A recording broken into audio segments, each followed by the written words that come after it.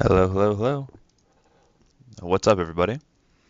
You'll still get your regularly scheduled content tomorrow in for your Friday draft, but I decided, hey, it's Thursday, I'm home, and I figured why not do a draft for you.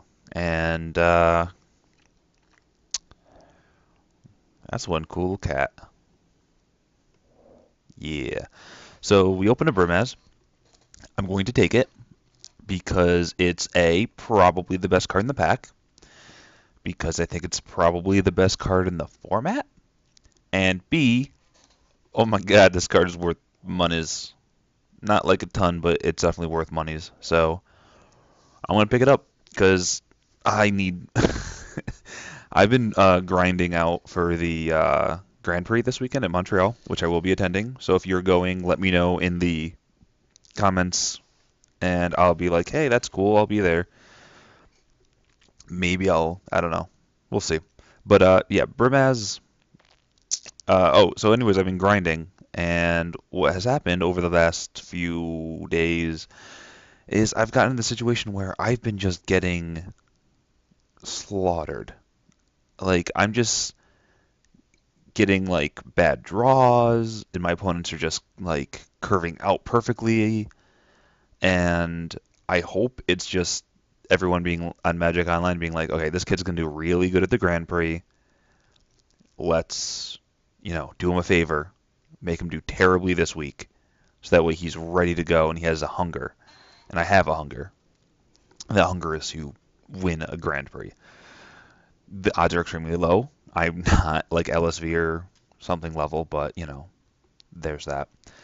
All right, so cards in this pack. There's an Eater of Hope, which is pretty good, but I think with Burmaz we want to be a little bit more on the aggressive side, and Elite Skirmisher does that, and it also keeps us in our colors. We did pass a white card in the last pack, which is the Vanguard of Burmaz, which would have been really nice to be able to take. But we opened a Burmaz himself, so it's just a better pick. So I'm going to go with the Skirmisher. It's a very good card. It taps stuff down. It does some pretty good stuff. And we can, maybe go heroic with it because there's a Searing Blood. And Searing Blood's a really good card, I think. It's probably the best in the pack. Um, a little awkward with Burmaz, naturally, because there's that double mana thing going on. Uh, I think the other picks are like Eidolon, Butcher. I think that's really it in the pack that are also good cards. Um, I mean, this card's fine. It's not great. It's fine. And this card's also very fine. But I think Searing Blood, and it's also, I think, worth a tick. Because I think it's seeing a lot of play in block or something. And you're only opening one pack of it, blah, blah, blah. So, yeah, I'm going to take the Searing Blood because if we're going to be playing aggressively, then this is the card you want. And it kills most 2 and a lot of 3 drops. Uh, so it's just really good value. Okay. There's a Spiteful Returned here, which is really good card. Super good. Um, it's 4 mana, give +1/+1, and then whenever attacks, if any player loses 2 life, like the double pulse tracker clause on it is super good. Um, but I think we might just want to take another skirmisher and just try to force the people to our right out of white because I really want to play with Burmaz. Um, and I don't really. I think that this is a really, really high power level card, but I think setting the signal of, a Cavalry or a Loyal Pegasus and a Mortals Ador uh, is a lot less of a signal than a skirmisher. Because if you see a skirmisher, you're probably thinking, oh, maybe white's open. Maybe I'll venture into that. And we want to keep our neighbors out of white if we can. Um, this pack. It seems like our packs are very high power level, or there's one card in it for us. And this is the one card for us in this pack. I'm not really a big fan of Thunderous Might. Uh, like if we, it gets plus X plus O until end of turn or extra devotion. Yeah, if it gave like First Strike or Trample, something else, then I could see it being worth it. Because even +1/+0 in First Strike is not terrible, and that's just what it gives on any board. Um, but yeah, so I'm gonna take the Rollicker mostly because I don't really want to like take a divination or something right now because I like the Searing Blood a lot, and I think Rollicker's a fine card. It's not great, but it's definitely a fine card. Um, Cambridge's Favor is fine in a green deck, and the rest of these cards are whatever. But Excoriate's here, and it's really good removal. It's just, oh, your Gaia's turned sideways. It's now gone forever. You can't pump it. You can't deal with it except for like a God's Willing type effect where you give it protection or hexproof. And those are, I think there's only God's Willing that really deals with it. Because even Indestructibility doesn't deal with it. Regenerate doesn't deal with it. And sometimes you just need to deal with something that's tapped. So we're going to take the Excoriate. I mean, strong removal is strong removal. Um, All right, so here's a decision point.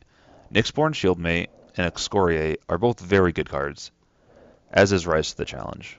Rise to the Challenge, I think, is a lower power level than these two. Um,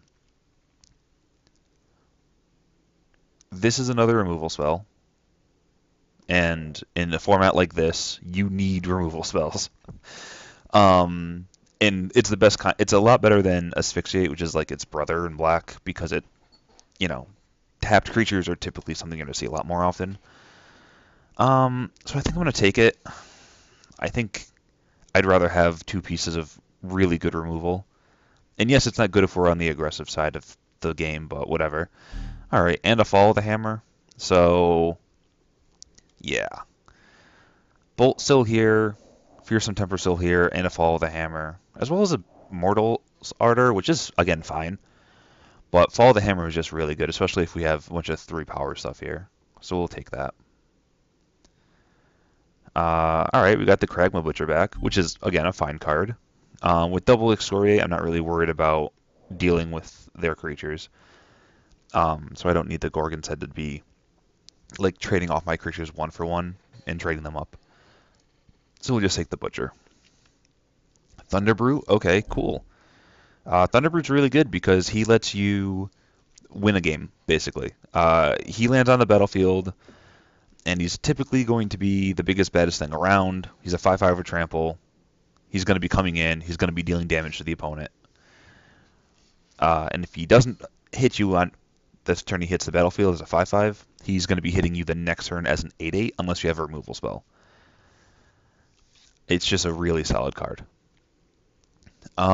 Here we'll take a Necrobite because I don't want people getting value.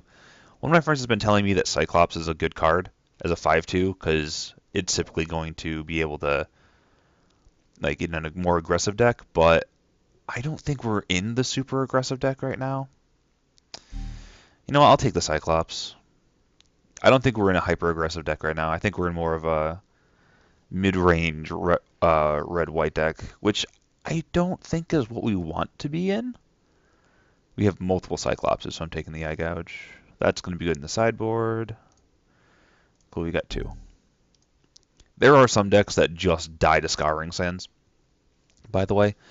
It's one of those cards that I always like to have one in the sideboard of. I'm not going to go out of my way to pick it. I'm not going to be sitting there like, pack 7 or 8 and say, ooh, pick 7, I should definitely take this thing.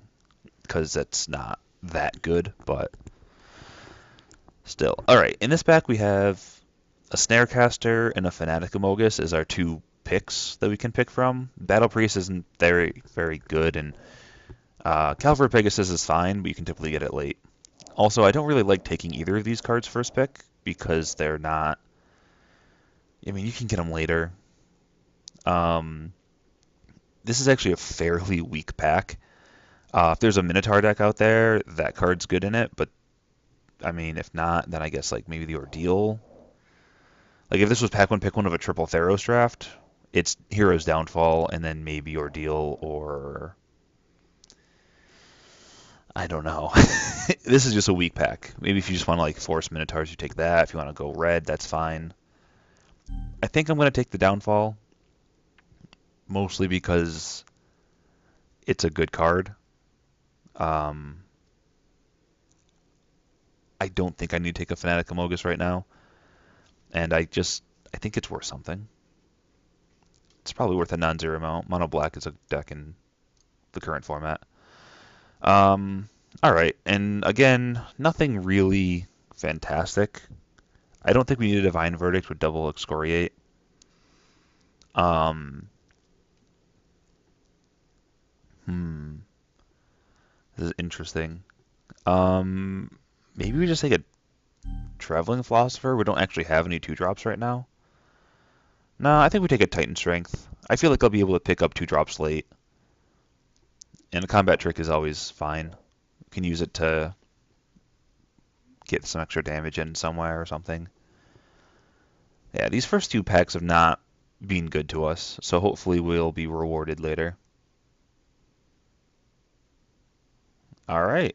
And Coordinated Assault and God's Willing are our reward. It'd been really nice if they were split up between the last 2 packs, so we didn't, have some pretty sketchy picks. But um, hmm, I think the pick is God's Willing because Coordinated Assault is really good in the hyper aggressive decks where you just want to be like, 2-for-1ing somebody with Coordinated Assault.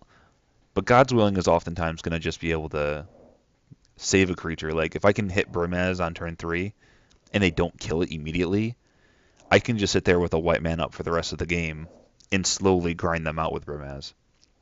So, yeah, I think that's the pick. Um, yeah. Hopefully we can wheel like the Coordinated Assault, and I'll even take the Cerberus or the Philosopher back. All right, and then here, huh? So apparently the signals we were sending and that we were getting are going to be rewarding us heavily in the next pack because this pack has been dreadful. We got a God's Willing and Titan Strength, which aren't like terrible cards, but they're not great. I'm gonna take the Snarecaster because it's the only card playable in our colors. Um, yeah, and there's a lot of good cards in this pack. Like green, black, wide open right now. Zed Scorpion, Lash of the Whip, Freaka's Cure, Corsair, Read the Bones, Artisan Sorrow. All very playable cards. That's 1, 2, 3, 4, 5, 6 cards. Like, that's insane. I mean, I mean, we could probably. I don't want to move in on it because I feel like we're going to get rewarded in Pack 3 because of how well we were, doing in Pack 2. But still, okay, okay. Seriously, green is wide open. I think we're just I think we're going to stick out this pack. And if we can survive this pack, the next pack's going to be fantastic. And at this point, there's going to be people to the right of us there has to be people to the right of us who are in black and green. Hopefully, those people who to the right of us who are in black and green uh, get what they want. Because hopefully we don't play a black or a green deck in this draft. More like a green deck. Maybe the black was a fluke in the last one because I'm a little bit higher on Lash and Read the Bones, but these 3 cards are all very first pickable, and we're taking a Battle Wise Valor, which is a lot lower power level. And then here we just get nothing. Just stone nothing we can even play. Wow. I thought we cut decently, but apparently not. Hmm.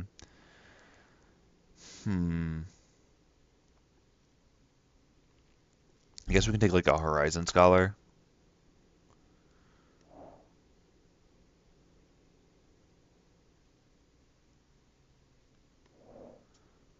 Do we want to Steam Augury? Like, is that a splashable card in this deck? Probably not. There's a lot of double color things. Just cut the Scholar because it's big and it flies and whatnot. I don't understand. we we didn't draft poorly, right? Like I really feel like we drafted well and we sent, reasonable signals. And then we get this, and while also having a Nightlia's presence and an Agent of Horizons in the pack. All right, if we don't get rewarded in pack 3, then everyone who's screaming at their computer, but green is super open, you could have had a nut green deck. I hear ya. And we probably could have subbed out the red, which is fine, but not great, and gotten a bunch of really awesome green cards and been like a white green, not heroic, but just like mid range deck. But I'm gonna take the Portent, by the way. It's just I like having a Threaten because Threatens are really good. Uh, Rambler or Battle Priest? We are looking to be a little bit more mid range, so I think I want the Battle Priest because it does hold off some of the early pressure that can come out. And it can also instantly gain a slice of life if we do play against a super aggressive deck. Yeah. We'll take the Priest. Alright, so there's a Colossus, which is cool, I guess. Do I want a Silent Artisan? I kind of don't. The alternative is I take the Colossus, but I'm not going to run it. Alright, we'll take the Artisan, because reasons. I'm going to hedge and take the Amulet just in case we get into a situation where we just have like a terrible deck and we need to splash something. Alright, this pack needs to pay off. And I think it will. I really do think this pack is going to be a really strong pack, to the point where I'm even going to hide us down to 16 picks. I think this is a 16. Going into the last pack, we're going to be able to fill that up. And we open a Dragon Mantle, but we also open a Temple of Triumph, which I wanted to do the other click on, because I think it would have been nice. And we get an Ember Swallower. Sweet. That will help significantly. I don't even remember what was in the first pack. There were good things. I really just wanted to like talk about Scrylands for about a minute. So I'll do that now. I think they're very good in the limited format because limited is a situation where you're not going to have a ton of control over your deck. So if you are playing a subpar deck, sometimes you can use this incidental scry off of it. And even if you're in a pack where there's like a card that is like a 20th pick, like a 20th on your playable list, like it's going to make the deck every time, but you're never excited to play it or have it in your deck. Sometimes you want to just take a Scryland if you're not worried about hitting playables, because that Scryland, even if it's an off-color Scryland in the pack, where you aren't running either of the colors, it can do a lot of work for you because it taps for a colorless, but it also scries when it enters the battlefield, and I think that's pretty good. Yeah. What was it? I'm trying to think of what else was in the first pack with the temple. Um, that I would have rather had. My apologies. I meant to do the other click and my mouse clicked on the wrong thing. I tried to do the hold it and drag somewhere so that it would like do something else. I don't know. But yeah, my apologies for taking the temple. Um, so here we have like a divine verdict as like, or a unicorn, or we can take an underworld Cerberus.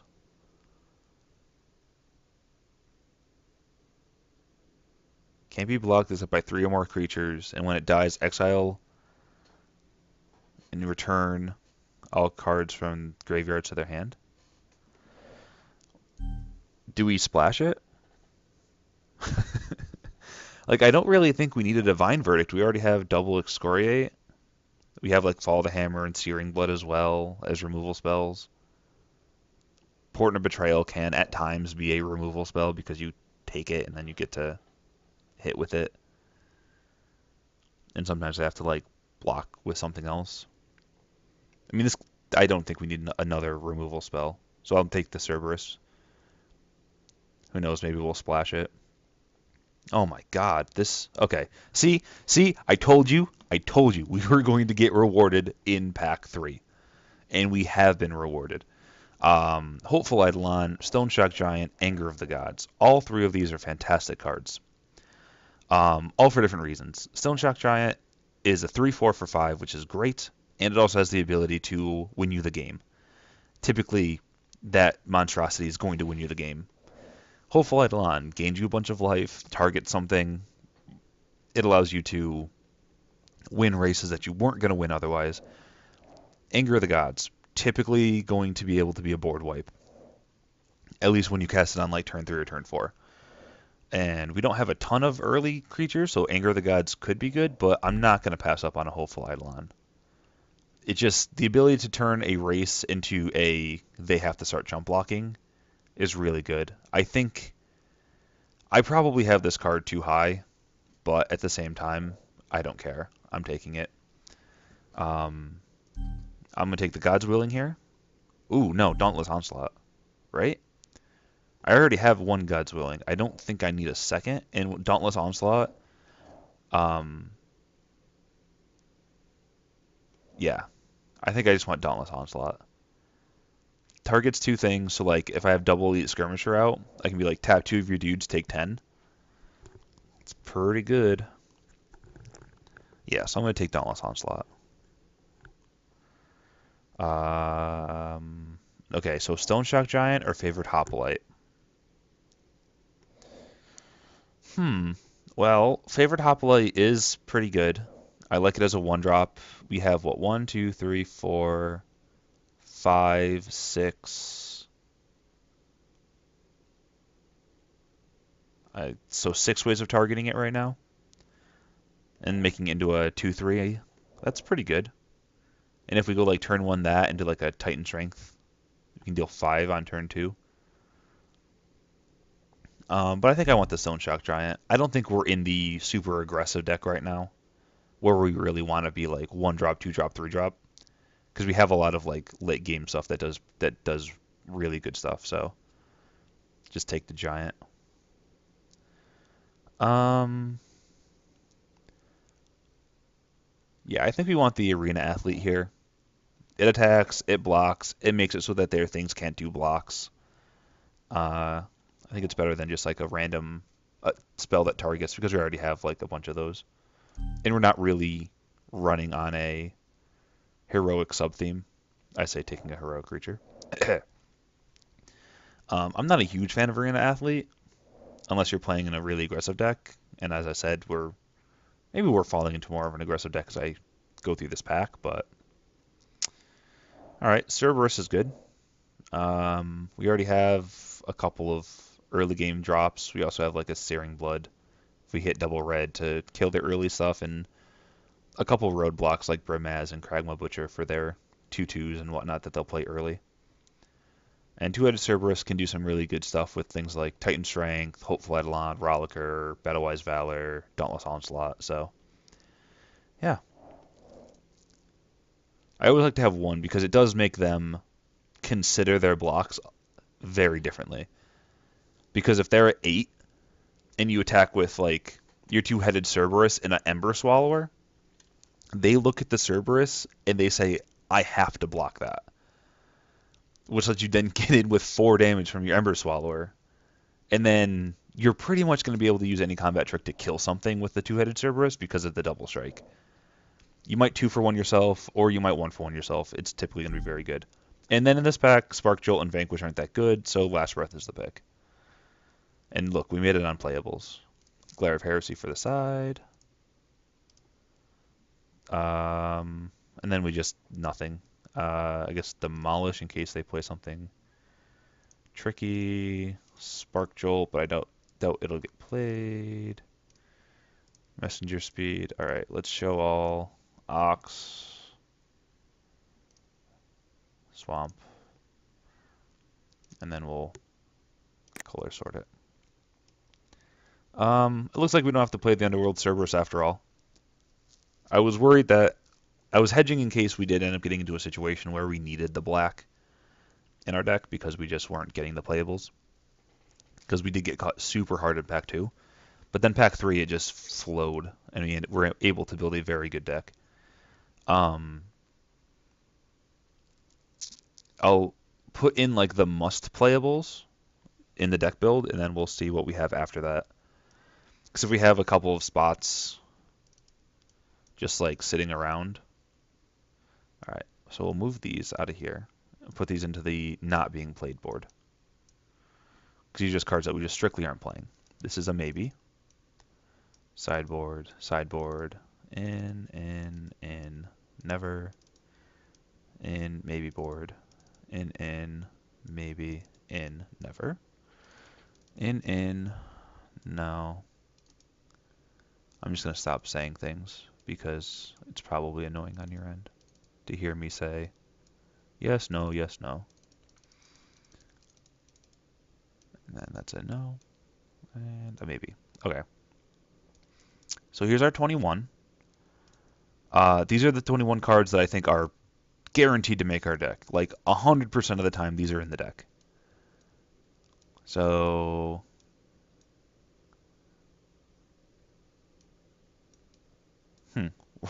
so we have no early creatures, and then all of a sudden we explode at the 3-drop slot. We actually only have 11 creatures.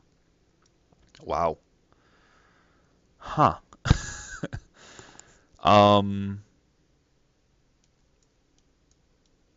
So these are the cards that we're considering right now. Oops.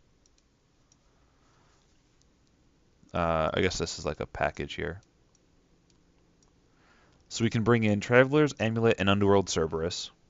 The issue with that is we have a double red, a double red, a double red, double red, double red, double white. That's a lot of mana that we would have to make a little bit sketchier. We'd probably only have to run like one swamp with the Traveler's Amulet and the Underworld Cerberus. The alternative is we run probably a set of 2-drops, honestly, because we kind of don't want to lose in the early game because of a lack of creatures. You're down there. Because I think we have like, wow, how did I not draft creatures? I was just blinded by the excellent combat spells, combat tricks and whatnot. Huh. All right, well, we have very impactful cards, though. This blocks a 2-drop, which is something very important for us. We have like a Brimaz, Ember Swallower, Thunderbrute, Double Excoriate, and we're probably going to be on the back foot now that I'm looking at the deck and the amount of creatures we have. So on turn 4 or 5, whenever we hit 4 mana, we're probably going to be able to use Excoriate. So do we bring in this package? Because I don't think these are getting in, because we don't really need that type of thing. The Cyclops, I think, is also out of consideration. This gets us 2 early creatures. This gets us 1 extremely powerful late game creature. And then the land just gets in no matter what. This also gives us a fixer, so because we have the double white and all these other double reds and stuff. So we go turn 1, Traveler's Amulet, we can search up what we need to get the second of a color.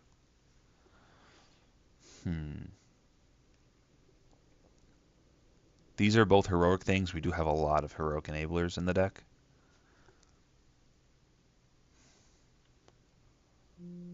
This is a really interesting issue.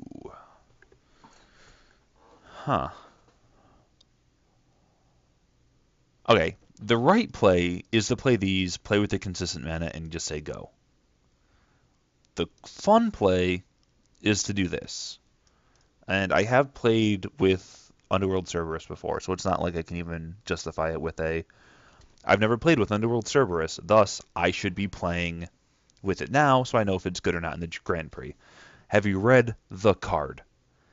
It is a very good card, especially if you're playing in a very aggressive deck where you want to be maybe giving up some early game 2-for-1s against yourself, where you're like, running your Snarecaster into their 3/3 and then Titan Strengthening it, because then suddenly near the end of the game, no, not like that situation. I guess if you're playing in a situation where you are willingly trading off your creatures because they're cheaper than theirs, then you go Cerberus, and when the Cerberus dies, you just get to drop your whole hand out, especially with good enters the battlefield effects like this guy has. I'm not explaining it well, but this card's good, and I hate it when that happens. Okay, come on, mouse, we're friends. But yeah, it's a good card. I think I'm just gonna make the right play and put those two in rather than play with the exciting Underworld Cerberus. Because we do need early game blockers against aggressive decks. And I think our deck is also going to have to be a little bit aggressive as well sometimes. So, oh well. One day, maybe later on in the draft, if we get into a situation where there's like board stall situation happening because we can't attack through each other, I'll play the Cerberus. Maybe against a Flyers deck or something where if they do decide if they do block it, it's going to be doing like a 3-for-1. All right, let's add land. 8/8, huh? Yeah, that's probably it. 9 sources of each color.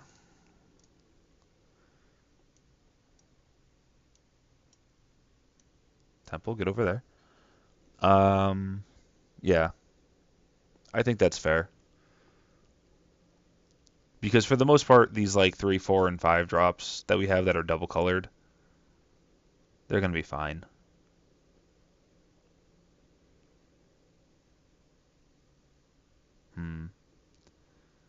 Maybe I do bring in another mountain. Because a lot of the mountains are... A lot of my red spells are double colored, whereas a lot of the white spells are single. And this is still like... This is 10/8. I think 8 planes is enough to be able to hit Brimaz a decent amount of the time. And if not, we can still play every other white spell off of just one. Or a lot of our red needs double. So let's do that and submit. All right, see you guys.